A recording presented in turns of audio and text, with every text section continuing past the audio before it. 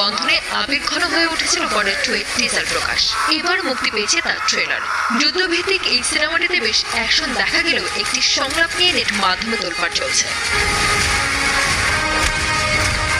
গত বৃহস্পতিবার মুক্তি পায় বর্ডার 2 ট্রেলার। 3 মিনিট 35 সেকেন্ডের এই ট্রেলারে দেখা গেছে কমান্ডিং, যুদ্ধাস্ত্র, যুদ্ধের ময়দান, এমনকি প্রেম ভালোবাসার গল্প।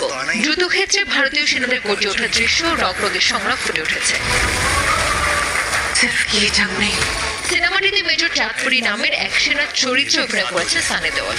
ট্রেলারে মেজর চাঁদপুরি হুঙ্কার ছুড়ে বলেন, আমাদের গর্জন যেন লাহোর অব্দি শোনা যায়। এখানেই শেষ নয়, একটি দৃশ্যে পাকিস্তানকে উদ্দেশ্য করে সানিকে বলতে শোনা যায়, তোমরা আমাদের কি হারাবে? আরে তোমাদের পাকিস্তানে তত মানুষ নেই, যতগুলো ছাগল আমাদের এখানে ঈদে কোরবানি হয়। তবে বর্ডার 2 এর ট্রেলারে সানি দেওয়ালের এই সংলাপ নিয়ে বেশ আলোচনাও তৈরি হয়েছে। বিশেষ করে পাকিস্তানের দর্শকদের এ নিয়ে আপত্তি